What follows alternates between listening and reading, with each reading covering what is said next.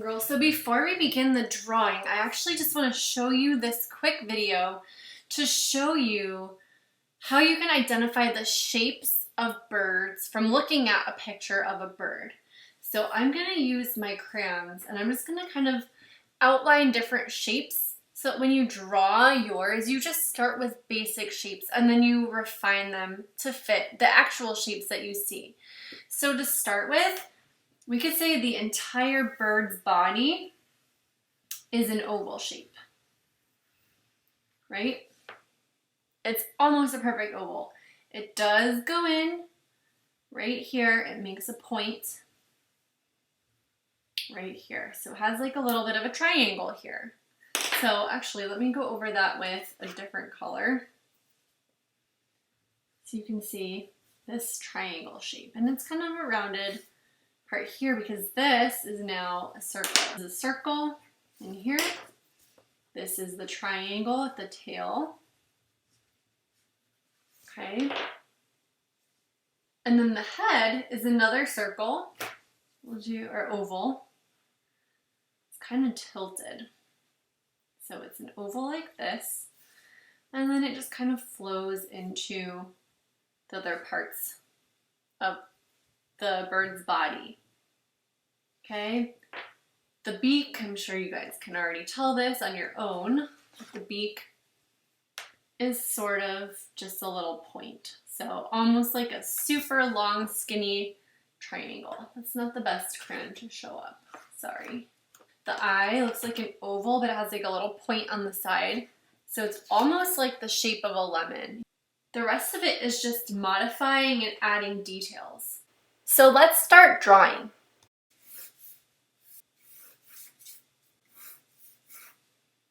And I could even pretend that was a tree trunk. And then I've got an oval, like this, an oval for his head, like this. This kind of curves in. This is a little more rounded, and then it comes in. Then I've got that point.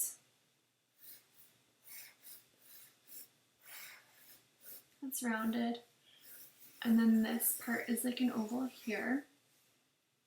It goes up and then, oh, his head. Let me do this part. So this almost has like a little cap. And the back of it comes out and around and like this. And this part is red.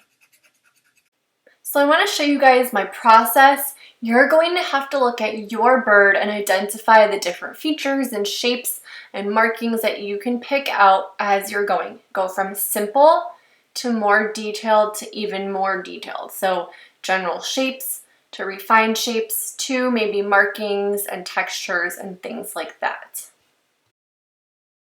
So the entire time you're doing this drawing, you're going to want to focus on one thing at a time and keep looking at the photograph of the real bird to draw from, because that's actually what Audubon did. He used the real birds to draw from. My next step, I'm going to actually go in with my Sharpie to go over any black areas. I'm not going to Sharpie my outlines here. I'm actually going to lighten them up a little bit. I'm going to use the contrast between the color of the tree and the color of the bird to show the line, because that's how it is in nature. There's no black line here. It's just the outline. So I'm actually using another picture that shows a woodpecker on a tree, just so that the focus is really on the bird. So, going in with my black.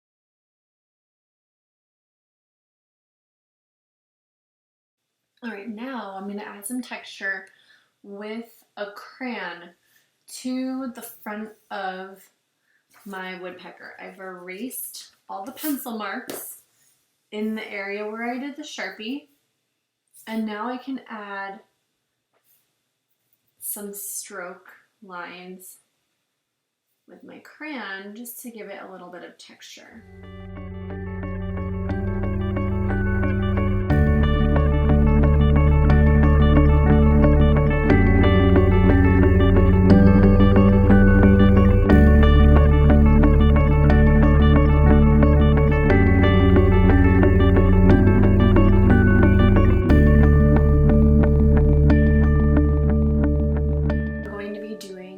Watercolor.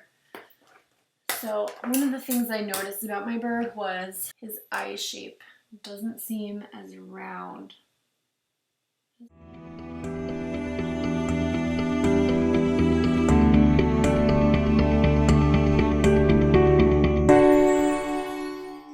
So now I want to lighten this this pencil area. So I can still see it, but I don't want this pencil to show up quite as dark as you can see it here. So you're going to be able to see it, but you're going to use this to guide your painting rather than see the pencil. That looks good for now. So I'm going to start with my gray.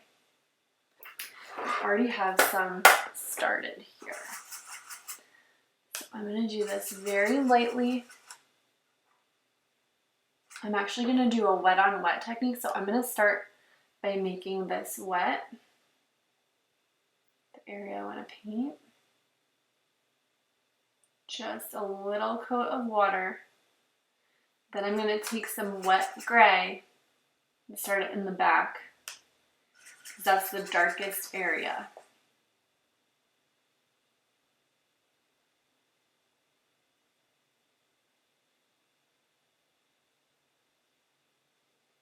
And then I'll add some water in the front, and it'll just kind of blend up a little bit.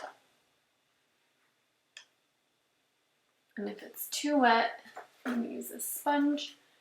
You can use a sponge or tissue or a paper towel to dab and absorb some of the water.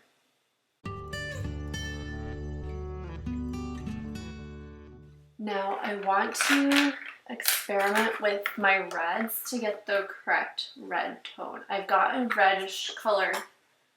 It's like a red-orange here. I also need it to be a little transparent over here, so let me start with just a little bit around the edge here.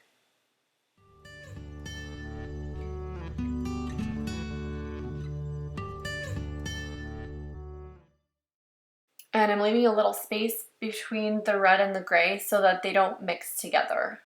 And now I'm going to add some of the red, since this is still wet, in that darker part.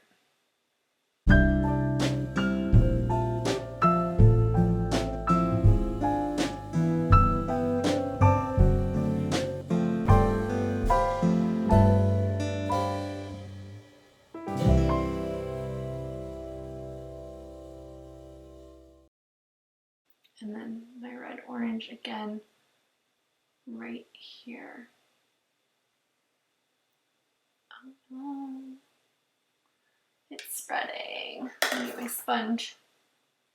Quick, absorb it. Oh no, mine went too far. So I'm going to wait. And once it's totally dry, I can go back in with some chocolate oil pastel to fix that little spot. That's not how I wanted it to look. One thing I am noticing though is that this is not yellow enough. I'm just gonna put that in there.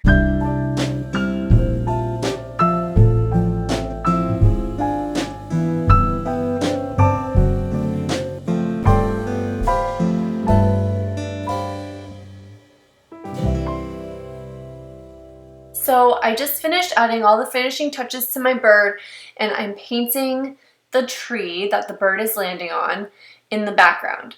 Now I outlined it with kind of a brownish crayon, but it ended up looking really pink when it was next to the dark paint. So I let this dry overnight so it was totally dry, and then I took my chalk pastels, which is an optional art supply that was in the advanced prep section of this project.